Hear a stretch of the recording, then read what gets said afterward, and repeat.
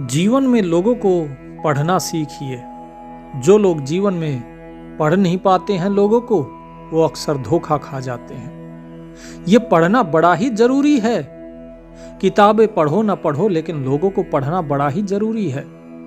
आज का जो सत्संग है उसमें साहिब क्या बताते हैं कि एक राज्य था रेवंतपुर, और वहां का राजा सतध्रुव, न अत्याचारी न दुर्बल। लेकिन उसकी एक कमजोरी थी कि मनुष्यों के मन को पढ़ने में वो असफल रहता था। और यही कमजोरी सबसे बड़ा द्वार बनती है उसके पतन का। उसका सेनापति था विक्रमजीत। वो सबसे निडर था, तेजस्वी था। लोग उसे सोचते थे कि इसे कोई नहीं हरा सकता। लेकिन उसके भीतर भी एक ऐसा अंधकार था जिसे केवल उसकी पत्नी जानती थी। उसकी पत्नी नागमाया, बहुत ही सुंदर और बहुत सम्मोहक। उसकी आंखें ऐसे देखती थी मानो वो केवल चेहरा नहीं बल्कि पूरे मन की परत खोल रही हो। वो जानती थी कि हर पुरुष के भीतर 3 दुर्बलताएं होती हैं: अहंकार, उसका लालच और उसका भय। और उसने उन तीनों को अपना हथियार बना लिया था। तो नागमाया ने जो सैनिक थे उन सैनिकों के बीच में जाकर उनसे बातें करना शुरू की। सीधे सीधे नहीं, खुले रूप में नहीं, जैसे कभी कोई घायल सैनिक उसके घाव पे मरहम लगाते हुए, कोई उदास योद्धा बैठा है उसे सहानुभूति देते हुए, कभी किसी को उसकी वीरता का स्मरण कराते हुए। इस प्रकार से वो सैनिकों के बीच में बात करती। हर सैनिक को लगता ये स्त्री मुझे समझती है, और यहीं से पतन की शुरुआत होती है। सैनिकों ने अब जो राजा था उस राजा की नहीं बल्कि नागमाया की आंखों में आदेश पढ़ना शुरू कर दिया था। वो जब मुस्कुराती तो वे युद्ध को तैयार हो जाते। वो जब भौहें सिकोड़ती तो वे किसी को दंड देने दौड़ पड़ते। विक्रमजीत केवल सेनापति था, पर वास्तविक सत्ता नागमाया के मौन इशारों में थी। वो अपने मौन से ही इशारा कर देती और सारे सैनिक उसी के वश में हो जाते। एक रात जब राजा सतध्रुव अकेले अपने कक्ष में कोई प्राचीन ग्रंथ पढ़ रहे थे, तो महल के द्वार पे बिना शोर के वे द्वार खुल गए। सेना भीतर आई, पर उनकी आंखों में राजा नहीं था बल्कि उनकी आंखों में जो नागमाया थी उसका आदेश था। विक्रमजीत आगे बढ़ा और कहा, क्षमा करें महाराज, आज से रेवंतपुर को नया भाग्य मिला है। राजा समझ गए कि ये तलवारों का विद्रोह नहीं है, किसी ने इनके मन का अपहरण कर लिया है। और ये तो केवल आरंभ था। जो नागमाया थी, जो कि विक्रमजीत की पत्नी थी, उसके पास एक रहस्य था। वो सम्मोहन की सारी विधि जानती थी। इसीलिए उसने सैनिकों को सम्मोहित किया और राजा को बंदी बनाया। नागमाया उसका जन्म तो सामान्य परिवार में हुआ था, लेकिन उसकी बुद्धि और आकर्षण वे जन्मजात थे। वो छोटी उम्र से ही जानती थी कि मनुष्य की शक्ति उसकी वफादारी और उसकी भय में छुपी होती है। जब भी वो कोई बड़ा अधिकारी, सैनिक या राजकुमार उसके पास आता, वो केवल उसकी इच्छा से ही उसे मोहित कर देती थी। लेकिन विक्रमजीत उसके लिए सिर्फ एक उपकरण नहीं था, वो उसकी रणनीति का एक मुख्य हिस्सा था। सेना का सेनापति था और उसकी आंखों का प्रतिबिंब था।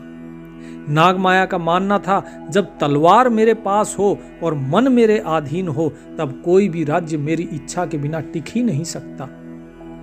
राजा सतध्रुव को एक गुप्त कक्ष में बंद कर दिया गया, जहां केवल 4 दीवारी और पुरानी बातें थी। वो सोचते कि कैसे मेरी सेना, मेरी अपनी सेना, और वो फंस गई किसके हाथ में? सेनापति की पत्नी के हाथ में। लेकिन बाहर की दुनिया ने धीरे धीरे बदलना शुरू कर दिया था। सेना का प्रत्येक आदेश अब नागमाया की इच्छा के अनुसार पूरा होता था। यदि राजा ने कोई गुप्त संदेश भेजने की कोशिश की तो वो तुरंत रोक दिया जाता था। राजा ने समझा कि ये केवल युद्ध की हार नहीं, ये मन और वफादारी की भी हार है। सैनिक अब राजा की नहीं, नागमाया की शक्ति में ज्यादा विश्वास करने लगे थे। उनकी आंखों में भविष्य झलकता था। उनको लगता था कि नागमाया की आंखों में भविष्य है हमारा। उसके शब्दों में आदेश नहीं बल्कि वो उनके लिए एक मंत्र थे, और उनकी मुस्कान वो जीत की गारंटी थी। और जो विक्रमजीत था वो अब राजा बन बैठा। हालांकि वो केवल एक मुखौटा था, सभी जानते थे कि शक्ति वास्तव में नाग माया की हाथों में है। लेकिन हर शक्ति का अस्तित्व उसकी कमजोरी में ही निहित होता है। कुछ सैनिक जिन्हें राजा के प्रति जिनके अंदर वफादारी की बूंद बची हुई थी, वे धीरे धीरे योजना बनाने लगे। वो जानते थे जब मन स्वतंत्र होगा तब तलवार भी हमारे साथ होगी। राजा शतध्रुव भी चुपचाप ये रणनीति देख रहे थे। उनकी बंदी अवस्था ने उन्हें निर्णय लेने और योजना बनाने की अद्भुत शक्ति दी। वो बैठे बैठे सिर्फ यही करते रहते, रणनीतियां बनाते कि किस प्रकार से बाहर निकला जा सकता है, कौन सा निर्णय कब लेना चाहिए, क्या योजना बनानी चाहिए। उसके बाद नागमाया अपने जो मंत्रमुग्ध सैनिक थे उनको बोलती कि जो मेरी शक्ति को पहचानता है वही विजयी होता है। पर राजा ने देखा कि हर जाल में एक पर्दा है और हर चमकती तलवार के अंदर एक दरार है। कहने का मतलब यह है कि राजा ने यह देखा कि अभी भी गुंजाइश है इस सत्ता को वापस पलटने की। तो राजा ने गुप्त संकेत भेजना शुरू किया और सैनिकों के अंदर धीरे धीरे विश्वास जगाने की कोशिश की गई। उधर दूसरी तरफ नागमाया ने अपने जादुई आकर्षण से पूरे राज्य को अपने वश में कर लिया था।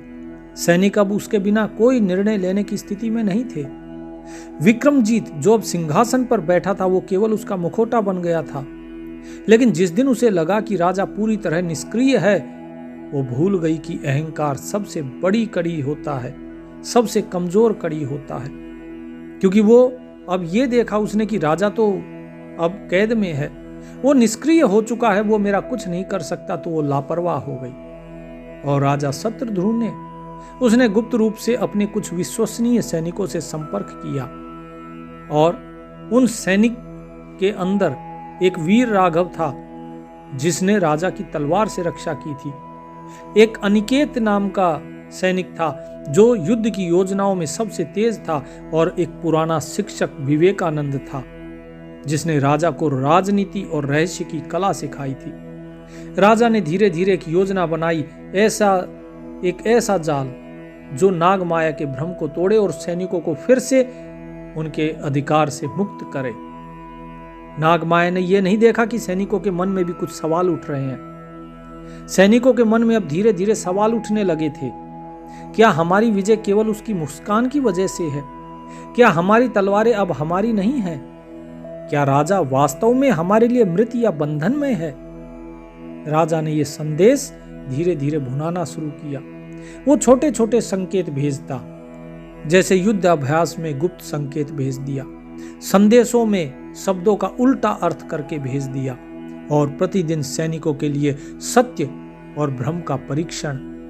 ये सारी चीजें राजा ने करनी शुरू की और धीरे धीरे सैनिकों के भीतर एक छोटी सी स्वतंत्र चेतना जागने लगी। और नागमाया ने यह महसूस भी नहीं किया कि उसके जादू की चादर अब धुंधली पड़ रही है। राजा शतध्रुव ने अपने 3 विश्वसनीय सैनिकों को बुलाया, लेकिन राजा ने जो कहा वो उनके लिए पत्थर की लकीर था। राजा ने कहा, हमारा युद्ध तलवारों का नहीं, मन का है।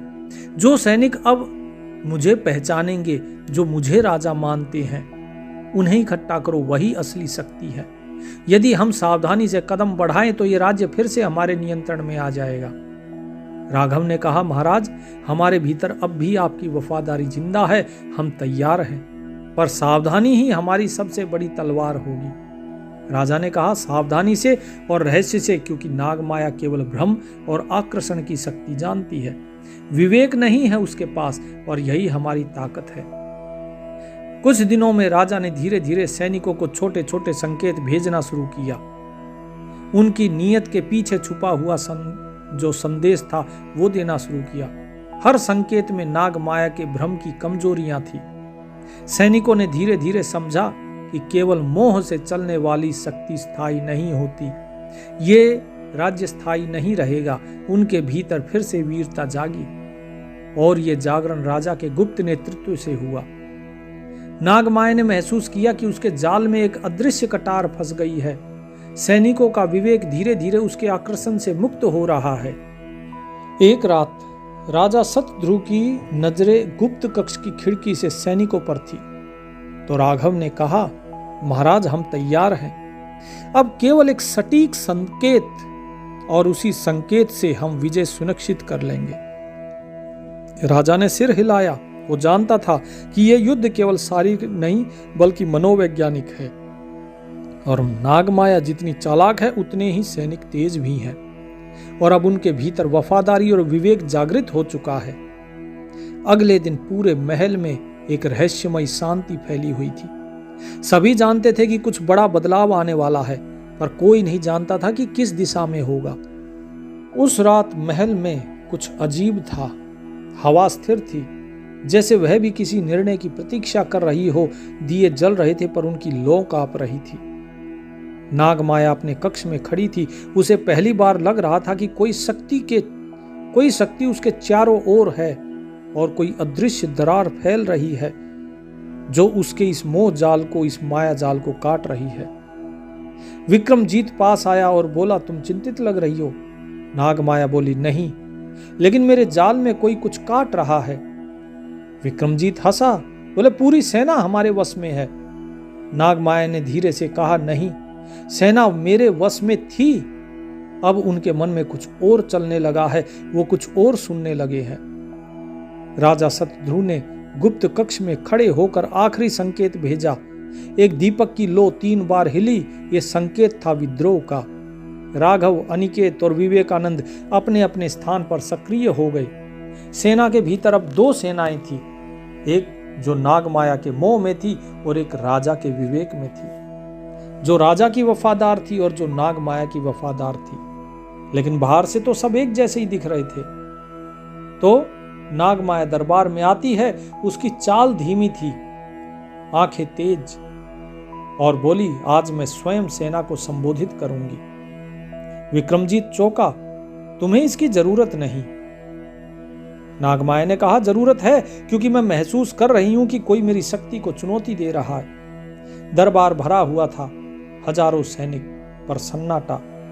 नागमाया ने बोलना शुरू किया, तुम सब मेरी वजह से विजयी हो, मेरी इच्छा से। और तभी राजा शतध्रुव का स्वर गूंजा, और तुम्हारे विवेक से नहीं, तुम्हारे कारण नहीं, ये तुम्हारा भ्रम है। उसने देखा कि राजा तो बंधन मुक्त हो गया। उसकी आंखें सिकुड़ आई हैं। नागमाया ने आंखें सिकुड़ते हुए कहा, तो तुम जीवित हो? राजा बोले, हाँ। यह तुम्हारा भ्रम था कि मैं मर गया हूं या फिर मैं निष्क्रिय हो गया हूं। उन्होंने सैनिकों की ओर देखा, तुम्हारी तलवारें अब तुम्हारी नहीं, अब तुम्हारे जो मन है वो भी तुम्हारे नहीं। क्या तुम किसी स्त्री की मुस्कान पर अपनी आत्मा सौंप दोगे? राजा शतध्रुव ने सैनिकों से कहा। एक एक कर सैनिकों की आंखों में जागृति आई। वे समझने लगे कि वे युद्ध नहीं मनोवश में थे। नागमाया चीखी, नहीं, तुम सब मेरे हो। लेकिन जादू टूट चुका था। राजा के आदेश पर नागमाया को बंदी बनाया गया और विक्रमजीत को निर्वासित किया गया और नागमाया को फांसी की सजा दी गई। राजा फिर से सिंहासन पर बैठे और फिर से रेवंतपुर पहले की तरह खड़ा हुआ और हरा भरा खुशहाल हो गया। अब इतनी कहानी तो सुनाई, लेकिन इस कहानी में क्या है नागमाया? ये सारी चीजें जो बताई गई इस कहानी में, इस कहानी का अर्थ क्या है? इस कहानी का अर्थ ये है कि जो राजा है वो राजा है आपकी आत्मा, और जो सेनापति विक्रमजीत है वो है आपका मन, और जो नागमाया है ये है माया। और जब राजा के आदेश पर चलता है ये मन, अर्थात जब मन आत्मा के आदेश पर चलता है, माया का गुलाम नहीं होता, तो ये माया क्या है? ये माया सेविकाई करती है। नागमाया कौन थी? विक्रमजीत की पत्नी। उसकी सेविका थी, उसकी दासी की तरह रहती थी। तो नागमाया की तरह ये जो माया है ये भी मन की दासी होती है, संतों की दासी होती है।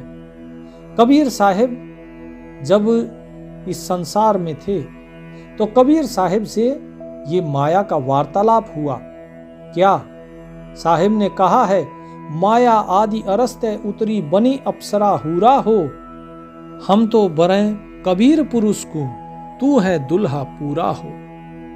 कि माया जो है वो अर्श से उतरती है, यानी आकाश से उतरती है, अप्सरा बन के, हूर बन के, और क्या कहती है कि हे कबीर, मैं तुम्हारा वर्ण करूंगी, क्योंकि तू ही है जो वास्तविक दूल्हा है। मैं तेरे से विवाह करूंगी, तुझे अपना बनाऊंगी। फिर क्या कहा, माया कहे कबीर पुरुष से, देखो बदन जहूरा हो, अर्श विमान सुरगमय मंदिर, भोगे हमको सूरा हो। कि देखो, तुम मेरे इस शरीर को देखो, ये कितना सुंदर है, और मैं आसमान से उतरी हूं, देखो विमान तैयार है स्वर्ग का, और स्वर्ग में चलो हमारे साथ। मेरे को स्वर्ग में देवता भी भोगते हैं, तुम भी वहीं पर भोग करना। तो किस प्रकार से माया बहकाती है, फुसलाती है। लेकिन कबीर साहब जैसे धीर वीर व्यक्ति क्या कहते हैं, कहें कबीर सुनोरी माया, कुटिल नजर तुम घूरा हो। कि यह माया सुनो, तुम जिस नजर से घूर रही हो वो बड़ी ही कुटिल है, इसके पीछे तुम्हारी कुटिलता छुपी हुई है। जिन भोगी सोई कलिरोगी, हो गई धूरम धूरा हो। कि जिस जिसने तुझे भोगा है वो सभी के सभी रोगी हो गए। किसके रोगी? काल के रोगी। इस काल के चक्र में फंस गए, और वे सब के सब हो गए धूरम धूरा हो, अर्थात सब के सब धूल में मिल गए। अब यही चीज जो कहानी बताई गई उस कहानी में है कि जब तक मन के अधीन थी ये माया, तब तक सब कुछ सही था। लेकिन मन के अंदर इस माया ने, जो नाग माया थी, जिसने सेनापति के मन में लालच डाला उसे राजा बनाने का, और विद्रोह करके क्या किया, राजा को बंदी बनाया। ठीक इसी प्रकार जो माया है वो हमारे मन को अपने वश में करती है, लालच देके, आशाओं के द्वारा, तृष्णाओं के द्वारा, कामनाओं के द्वारा। ये लोभ देती है, ये मोह देती है, ये अहंकार देती है, और ये अपनी सुंदरता में, काम वासना में व्यक्ति को बांधती है। ये आंखें सुंदरता देखती हैं, कान मधुर संगीत सुनते हैं, और इस प्रकार ये माया धीरे धीरे इन जो पांचों इंद्रियां हैं जो मन के वश में थी, इन पांचों इंद्रियों के माध्यम से उस मन को बहकाती है। और फिर जब मन इस माया की बात मानता है तो फिर ये माया अपना अधिकार बना लेती है उस मन के ऊपर। इस मन को ये अपना गुलाम बना लेती है। जिस प्रकार शासन किसको दे दिया, राजा को बंदी बना दिया, यानी कि इस आत्मा को कैद कर दिया जाता है।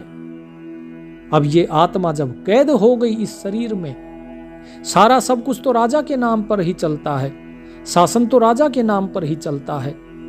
तो ठीक इसी प्रकार जो आपका शरीर चल रहा है, जो मन आदि जितनी भी इंद्रियां चल रही हैं, वो सब कुछ आत्मा के कारण ही चल रही हैं। लेकिन इसे कैद कर दिया गया। अब शासन किसका चल रहा है? अब शासन चल रहा है मन का। अब मन जो है, मन तो केवल और केवल एक मुखौटा है। जिस प्रकार विक्रमजीत एक मुखौटा था नाग माया का, ठीक इसी प्रकार जो हमारा मन है वो केवल एक मुखौटा है। वास्तव में खेल कौन रहा है? खेल रही है माया। और किस प्रकार से खेल रही है? इस मन को मोहित करके, अपने वश में करके। और वश में कैसे किया? जिस प्रकार सभी सैनिकों को अपने वश में कर लिया, अपने मोह के जाल में, अपने आकर्षण में, ठीक इसी प्रकार ये माया जो है हमारी इंद्रिय रूपी जितने भी हमारे सैनिक हैं, जितनी इंद्रियां हैं, इन सभी को ये मोह लेती है। ये त्वचा अच्छा स्पर्श चाहती है, मुलायम स्पर्श चाहिए इसे। जो हमारी नाक है उसे सुगंध चाहिए, जीभ है उसे अच्छा चटपटा स्वाद चाहिए, मीठा स्वाद चाहिए, खट्टा मीठा चटपटा जैसा भी मिल जाए, जो इसे अच्छा लगे, जो इसे प्रसन्न कर सके। कान मधुर संगीत चाहिए, आंखों को बढ़िया दृश्य चाहिए। तो इस प्रकार से इन सभी इंद्रियों को ये भरमाती है, अपने आकर्षण के अधीन कर लेती है। उसके बाद जैसे विक्रमजीत राजा तो बन गया, लेकिन केवल मुखौटा था। उसको सारे आदेश मानने पड़ते थे। किसके? सारे आदेश मानने पड़ते थे नाग माया के। ठीक इसी प्रकार हमारा मन जो है, ये भी केवल माया के आदेश मानता है। अब ये माया के आदेश क्यों मानता है? ये माया के आदेश इसलिए मानता है कि धीरे धीरे ये माया की लत में रह के माया को जो अच्छा लगा वही इसने अपने जितने भी जो सैनिक थे, कौन से? इंद्रियां, इंद्रियों को अपने वश में कर रखा था। इंद्रियां वही चाहती जो माया चाहती है। माया जिसमें घुमाना चाहे, इंद्रियां वही चीज उन्हीं में घूम जाती है। जो माया खिलाना चाहे वही इंद्रियों को अच्छा लगता है, वही खाती है। और जब इन इंद्रियों का भोग करता है मन, जब मन का वश इन इंद्रियों पे ना होके और स्वयं इंद्रियां जो चीज चाहती हैं वही चीज जब मन करना शुरू कर देता है, तो ये मन उनके वश में हो जाता है। एक छोटा सा उदाहरण देता हूं। पुराना समय अगर आप देखेंगे तो पुराने समय में क्या होता था? पुराने समय में लोग अपना काम खेतों का स्वयं करते थे, लेकिन धीरे धीरे क्या हुआ? लोगों के पास धन आया, बाहर से दूसरे राज्यों से मजदूर आए। उन मजदूरों को पैसा देकर लोगों ने काम करवाना शुरू कर दिया। पहले वो मजदूर आते थे, पैसा लेकर काम करते थे, और जो व्यक्ति था वो आराम करने लगा। जो मालिक था खेत का वो आराम करने लगा। धीरे धीरे खेत के मालिक को आराम करने की आदत हो गई। अब जबकि मजदूरों ने देखा कि हाँ भाई, अब खेत के मालिक को तो आराम करने की आदत है, तो अब वो क्या करते हैं? अब वो अपनी मर्जी से आएंगे, अपनी मर्जी से जाएंगे और मन मांगा वो दाम लेते हैं। पहले वे थोड़े से पैसे में कटाई करते थे, बुआई करते थे, खेत की सिंचाई कर देते थे, लेकिन अब वो मन मांगा पैसा लेते हैं। उनको जितना धन चाहिए उतना देना पड़ेगा, क्योंकि अब जो किसान है उसकी आदत तो छूट गई मेहनत करने की, तो अब किसान उनके वश में हो गया। ठीक इसी प्रकार से जो मन है, जब ये इंद्रियों की बात सुनना शुरू कर देता है, धीरे धीरे उनका गुलाम होना शुरू कर देता है, तो उसके बाद उसका नतीजा यही होता है कि बाद में वो अपनी इंद्रियों को वश में नहीं कर पाता। अब वो स्वयं ही उनके वश में रहता है। वो एक बार जिन भोगों की आदत उस मन को लग गई, अब उसे वही भोग चाहिए। इसीलिए वो कमजोर हो जाता है और माया उसे अपना गुलाम बना लेती है। और जो मन एक बार गुलाम बन जाता है, अधीन होता है माया के, उसका फिर स्वयं के कारण तो उद्धार नहीं हो सकता। वो मन फिर स्वयं अपना उद्धार नहीं कर सकता। उसका उद्धार करने के लिए फिर कोई दूसरा ही चाहिए। अब जो राजा था, जो कि बिना विवेक के बंदी बनाया गया माया के द्वारा, अब उसका उद्धार किसने किया? किस प्रकार से वो नाग माया के जो चक्र था उससे छूट पाया? तो कौन कौन से थे? एक तो राघव था, एक अनिकेत था और दूसरा विवेकानंद। तो ये तीनों कौन थे? ये तीनों थे आपकी बुद्धि, आपका चित्त स्वरूप और आपका विवेक। ये तीनों साथी जो राजा के थे, ये इशारा है, प्रतीक है विवेक का, बुद्धि का और चित्त का। ये तीनों जब देखते हैं कि नहीं, जब इनके अंदर जागृति आती है कि नहीं, हम माया के गुलाम हो रहे हैं, हमें अपने आप को बचाना है, अपने राजा को, जो हमारी आत्मा है वो हमारा राजा है, मन हमारा राजा नहीं है, तो सेनापति था। और इस मन के साथ पैदा हुई जो ये माया है, जो कि मन के अधीन थी, कल तक मन की स्त्री थी, आज इसने मन को अधीन कर लिया। और जो आत्मा है, आत्मा से सभी सैनिकों को अर्थात हमारी इंद्रियों को दूर कर दिया। अब ये इंद्रियां माया के हुक्म पे चलती हैं बजाय आत्मा के। तो उन्होंने क्या किया? विवेक के द्वारा राजा किसकी सहायता से निकला? राजा निकला अपने 3 साथियों की सहायता से। इसी प्रकार जो आत्मा है वो, उसका उद्धार कब होता है? वो माया से कब छूटती है? वो माया से छूटती है जब वो विवेक का सहारा ले। ये विवेक सिवाय मनुष्य के और किसी जीव में नहीं होता। आकाश तत्व की प्रधानता के कारण केवल मनुष्य ही है जिसके अंदर विवेक है, और ये विवेक ही उसकी मुक्ति का कारण होता है। और जो व्यक्ति विवेक का सहारा नहीं लेता वही बंधन में फंसता है। तो जिस प्रकार राजा ने इन तीनों का सहारा लिया, इसी प्रकार हरेक व्यक्ति को, हरेक जीवात्मा को अपने विवेक का सहारा लेना चाहिए, अपनी बुद्धि से निर्णय लेना चाहिए, विवेक के तराजू पे तोल के कि क्या चीज सही है और क्या नहीं है, क्या मुझे करना चाहिए, क्या नहीं करना चाहिए, पहले उस विवेक के तराजू पर तोले, फिर बुद्धि से निर्णय ले और फिर अपनी चेतना को संभाले, अपना जो चित्त है उसे संभाले और उसके माध्यम से उस निर्णय पर अमल करे, इस मन से जबरदस्ती अमल करवाए। तभी जो है हमारी इंद्रियां वो माया के जाल से बाहर निकल सकती हैं, तभी ये माया के जो आकर्षण है उससे बाहर निकल पाएंगी। नहीं तो जो इंद्रियां हैं वो धीरे धीरे सुदृढ़ और सबल होती जाएंगी और हमारे आत्मा में कमजोरी आती चली जाएगी और हमारा मन और भी ज्यादा कमजोर होता चला जाएगा। और फिर जब आपकी इच्छा शक्ति कमजोर हो जाती है फिर आप कुछ नहीं कर पाते। कबीर साहिब को जो माया है वो क्या कहती है? माया कहे कबीर पुरुष से, मैं हूं जग से दूरा हो, मैं तुमरी पटरानी दासी, राखो पलक हजूरा हो। कबीर साहिब को माया क्या कहती है कि हे कबीर, मैं इस जगत से तो दूर हूं, मैं इस जगत के पास नहीं जाती, मैं तो तुम्हारे जैसों की पटरानी हूं, तुम्हारे जैसों की दासी हूं। तुम मुझे अपनी पटरानी बना के रखो, मैं तुम्हें अपनी पलकों पे रखूंगी और तुम मुझे अपनी पलकों पर रखो, तो हम दोनों एक साथ रहेंगे तो तुम सुखी रहोगे। लेकिन कबीर साहिब क्या कहते हैं? कबीर साहिब कहते हैं, कहे कबीर सुनोरी माया, तुम तो लड्डू बूरा हो, जो तुझ खावे सो बह जावे, तास अकल के कूरा हो। कि माया सुनो, तुम कहती हो कि तुम हमारी दासी हो, तो तुम दासी हो तो दासी ही रहो, तुम हमारी पटरानी बनने की कोशिश ना करो, क्योंकि हम बड़ी अच्छी तरीके से जानते हैं कि तुम ऐसी हो जैसे कि लड्डू बूरा होती है, बड़ी मीठी लगती है माया। माया को देखते ही लोग ललचा जाते हैं। कोई सुंदर लड़की जा रही होगी, लोग उसी की तरफ घूरेंगे। कोई मिठाई रखी होगी मनपसंद, तो उसको देख के लार टपक जाएगी। अपना मान सम्मान देख के किसके मन में लड्डू नहीं फूटता है?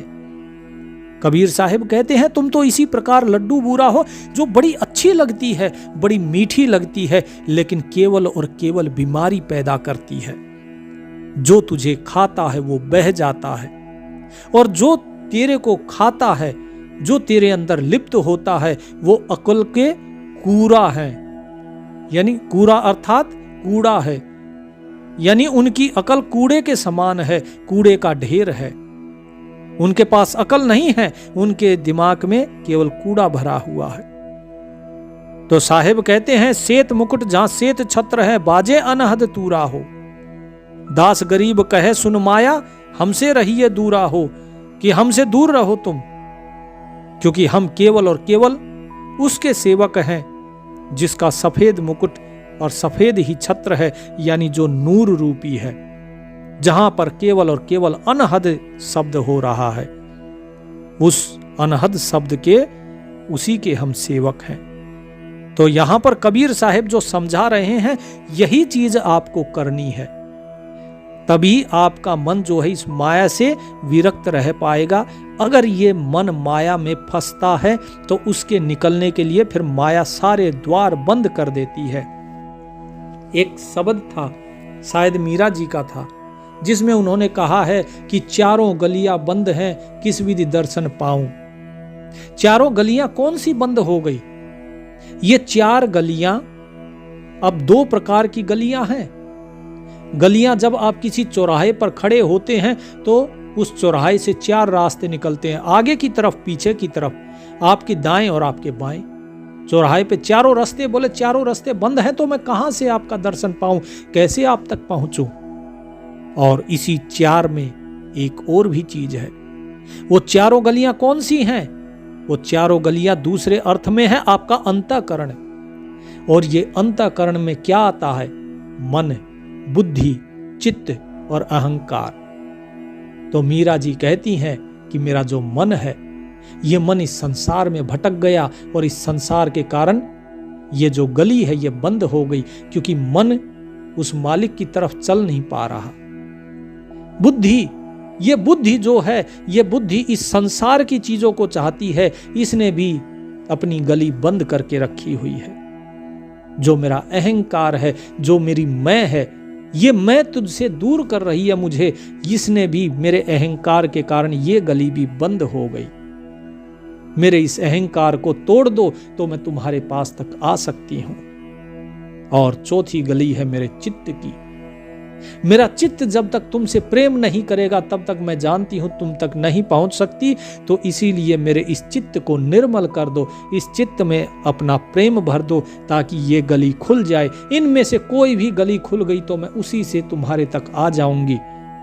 तो मालिक से ये प्रार्थना करती हैं कि ये चारों गलियां तो मेरी बंद हैं, तो बताइए मैं किस विधि आपको प्राप्त करूं, कैसे आपका दर्शन पा पाऊंगी।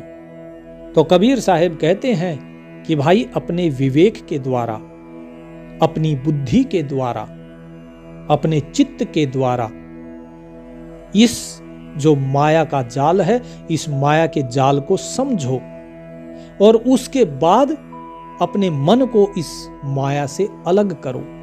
क्योंकि जैसे ही आप अपने विवेक से सोचना शुरू कर देंगे, आपको कुछ करने की जरूरत नहीं है, आप केवल सोचना शुरू कर दीजिए, विवेक का इस्तेमाल कीजिए और सोचिए कि माया ने जो आपको दिखाया है, जिस चीज के लिए आपका मन उतावला हो रहा है, पहले 1 मिनट, कोई 1 मिनट ज्यादा बड़ी चीज नहीं होती, 1 मिनट के लिए बैठिए और सोचिए कि जिस चीज के लिए यह मन उतावला है, क्या सारी उम्र मैंने यही काम नहीं किया? जिस चीज को खाने के लिए यह मन मचल रहा है, क्या मैंने सारी उम्र यही चीज नहीं खाई? उससे क्या हुआ? क्या मैं माया के प्रभाव में आकर ये खा रहा हूं? क्या इससे मेरा कोई लाभ है या हानि? अब इतनी बातें मेरे को बोलने में कितना समय लगा? मुश्किल से 20-30 सेकंड। आपको तो मैं 1 मिनट की कह रहा हूं, केवल 1 मिनट के लिए ये सोचिए और जैसे ही आपका उत्तर आपको मिलेगा, आपका मन, आप देखेंगे कि धीरे धीरे अपने आप ही उस चीज से, उस वस्तु से, उस व्यक्ति से धीरे धीरे अपने आप ही विरक्त हो जाएगा। अगर आप सोचेंगे कि नहीं, जैसे ही माया ने कुछ कहा, जैसे ही आपके सामने कुछ परिस्थिति पैदा हुई, बिना 1 मिनट विचार किए, बिना विवेक का इस्तेमाल करे अगर आप प्रतिक्रिया दे देंगे तो वो केवल और केवल गलत ही होगी। तो 1 मिनट जरूर लीजिए, 1 मिनट अपने विवेक को दीजिए और जैसे ही आपका विवेक कहे कि ये गलत है या सही है, उसके बाद अपनी बुद्धि से निर्णय कीजिए। अपने आप ही इस माया का फंदा कटता चला जाएगा। हम कोई चीज देखते हैं, उसके बारे में हम अपना एक निर्णय बना लेते हैं, एक सोच, एक धारणा बना लेते हैं, लेकिन नहीं, वो धारणा बनाने से पहले एक बार के लिए सोचिए कि जो सामने हम खबर देख रहे हैं या कोई भी चीज हम देख रहे हैं, क्या ये सही है? अगर ये सही है तो इसकी सत्यता कैसे प्रमाणित की जाए? और यदि ये प्रमाणिक नहीं है तो मुझे इस पर विश्वास करना चाहिए कि नहीं करना चाहिए? ये मेरे हित की बात है या मेरे अहित की बात है? और यदि केवल और केवल ये मनोरंजन के लिए है, इसमें मेरा कोई हित नहीं, तो मुझे इसका त्याग कर देना चाहिए। तो ये सारे विचार जब तक आपके मन में नहीं आएंगे, इन सब विचारों को करने में 1 मिनट से ज्यादा का समय नहीं लगता है। और यदि इतना विचार कर लिया तो अपने आप ही आपके अंदर से जो माया का पर्दा है वो धीरे धीरे हटना शुरू हो जाएगा। माया ने जिन बेड़ियों में आपको जकड़ रखा है, उन बेड़ियों की पकड़ धीरे धीरे ढीली होती चली जाएगी। और यही सारी चीज कबीर साहिब ने समझाई है कि भाई इस माया से दूर रहो। जो भी चीज आपको लगती है अरे ये बड़ी अच्छी है, वहीं पर रुक जाओ। जो भी चीज आपको लगे अरे ये बड़ी बढ़िया है, तुरंत वहीं पर रुक जाओ। कोई भी व्यक्ति आपके साथ मीठा बोलता है तो सबसे पहले रुक जाओ, ऐसा नहीं है उसकी बात पे, उसकी लच्छेदार बातों में आ जाओ, नहीं। ये कलयुग है, यहां पर लोग मीठे में मिला के जहर की पुड़िया खिला देते हैं, ऊपर में मीठे की घोल और अंदर में जहर। तो हमेशा सावधान रहो, ऐसा काम ये माया रोजाना हर घड़ी, हर पल, हर क्षण करती है। पलक झपकाते ही ये पुड़िया खिला देती है। जहां आपने मुंह खोला नहीं कि शहद में लिपटी हुई वो विष की पुड़िया आपके अंदर। तो इसीलिए सचेत रहो। जो व्यक्ति सतर्क रहेगा केवल वही मुक्ति का अधिकारी है। जो सतर्क नहीं है वो चाहे फिर कितना ही नाम सुमरन कर ले, वो पार नहीं हो सकता। क्योंकि राम राम करते तो ये सारा जगत चला गया, कौन पार हुआ? ऐसे कोई पार नहीं होता। नाम लेना अलग चीज होती है, उस नाम को सिद्ध करना अलग चीज होती है। नाम लेकर उसका जो सुमिरन हम करते हैं, वो सुमिरन किस प्रकार से कर रहे हैं? अब कुछ लोग कहेंगे, बोले जी आपने कहा है कि भाव के साथ करना, हम भाव के साथ करते हैं, लेकिन उस भाव के साथ में आपकी सतर्कता कितनी है, आपका विश्वास कितना है, वो आपका प्रेम कितना है, ये बड़े मायने रखता है। क्योंकि प्रेम और विश्वास ये भी भाव ही हैं। और याद रखिए, परमात्मा प्रेम का भूखा है, आपके धन का भूखा है नहीं है, वो आपके दान का, आपके चढ़ावे का भूखा नहीं है। सतर्क रहो, हर पल हर क्षण सतर्क रहो। माया आपके चारों तरफ हर घड़ी बैठी हुई है। और एक चीज और याद रखिएगा, कुछ भक्तों के प्रश्न आते हैं कि जो भगत जो है साधना करता है और साधना करके जब उठता है तो उसके अंदर काम का वेग ज्यादा क्यों होता है, उसके अंदर क्रोध का वेग ज्यादा क्यों होता है? जो सत्संगी है, जो भगत है, जो सुमिरन करता है, उसमें अक्सर देखते हैं कि क्रोध क्यों ज्यादा आ जाता है। वो इसलिए आता है क्योंकि यदि कोई आपको रस्सी से बांध दे और आप अगर छुड़ा के भागना चाहोगे तो रस्सी आपको खींचेगी कि नहीं? खींचेगी ना। सबसे ज्यादा आप ही का हाथ दर्द करेगा। लेकिन जो लोग चुपचाप बैठे हैं, जो बंधे बैठे हैं, क्या उनको वो रस्सी दर्द करेगी? नहीं करेगी, क्योंकि वो खींच ही नहीं रहे हैं। कोई रबड़ से आपको बांध दे और आप वहां से अगर भागना चाहोगे तो वो रबड़ सबसे ज्यादा आपको वापस पीछे की तरफ खींचेगी, सबसे ज्यादा जोर वो आपके ऊपर लगाएगी।